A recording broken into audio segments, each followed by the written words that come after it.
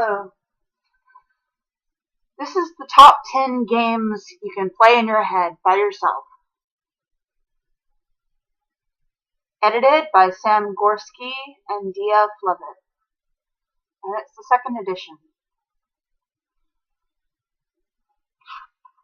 It is by J. Theophrastus Bartholomew.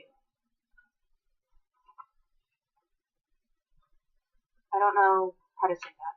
So, it's a book about playing games in your head, and they have different games: adventure, space, dungeons, trucks, the visitor, the Alamo, murder night, your job, chess, and another life.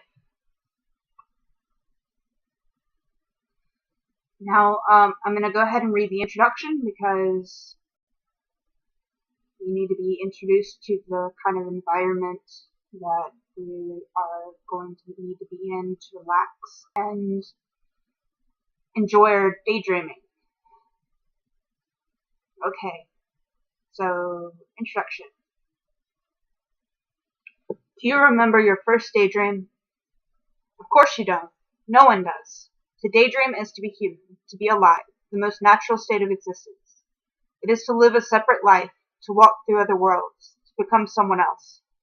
But in this busy, frightening, terrible world, this time and place we call America in the 1990s, you may forget not only how to daydream, but that to daydream is even an option. You are distracted by your television, your video games, your portable cassette players, and home computers, and a telephone in the kitchen that rings off the hook. All these things that scream for your attention, howling sirens drawing you to the jagged rocks of technology and the mad world that is today. It is because of this that I have compiled a list of my 10 best games, and I do mean the very best. I have created over 6,000 games in my life, every one of which can be played alone. These are the absolute creams of the crop, the grandest of them all, the pinnacle of my short life's achievement. All these games, like every game I've created, are ones that you can play in your head, by yourself, because we are most truly ourselves and our very best selves when we are absolutely alone. The whens and the wheres and the whos and the hows and the whys. Before we jump into the games themselves, I'd like to first tell you a bit more about how to play. It is crucial that you create the kind of environment in which you can conjure up the worlds requisite for the adventures that lie ahead. Here are the tips at their most basic. Where? First, find a solitary place, or at least where no one will bother you. This need not be an abandoned warehouse or secluded monastery. It can be as simple as your backyard or your attic or under the kitchen table. What matters is that you can be alone and that the askers leave you alone when you are there.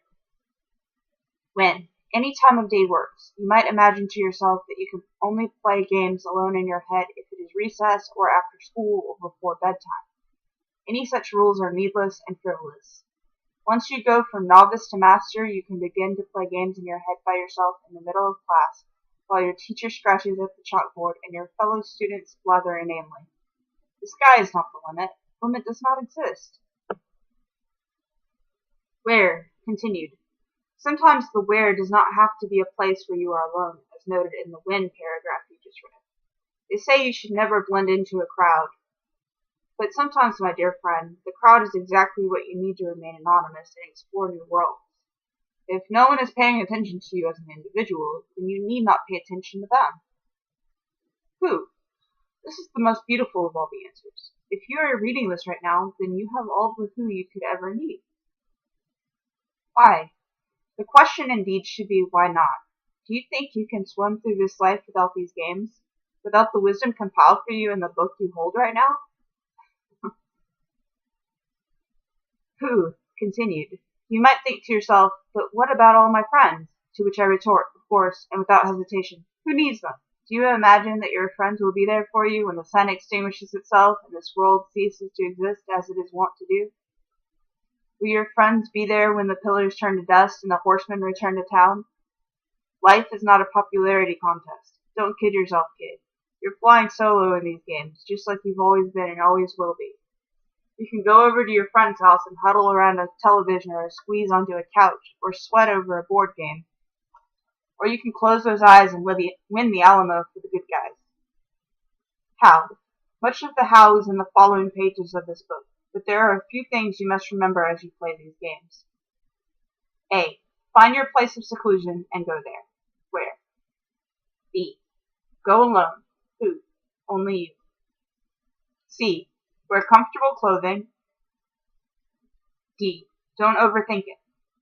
E. Breathe easy. F. Commit fully. Now, join me as we voyage into the Shadow Realm, or at least to its doorstep. The what?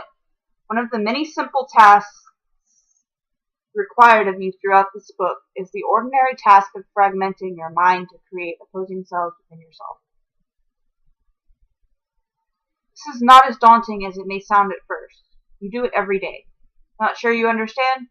Consider that you shapeshift as you walk through the halls of your school, shifting from child to scholar to athlete to hungry beast as the bell tolls. Or, if you are an adult who attempts to function as a cog in the blood-soaked machine we call the American dream, consider how you swallow your own soul as you daily enter the factory where you go to die, piece by piece, 5 for every 7 days. Perhaps you have heard this spoken in other ways. The ID and the ego and the superego. The conscious and the subconscious. The angel on one shoulder and the devil on the other.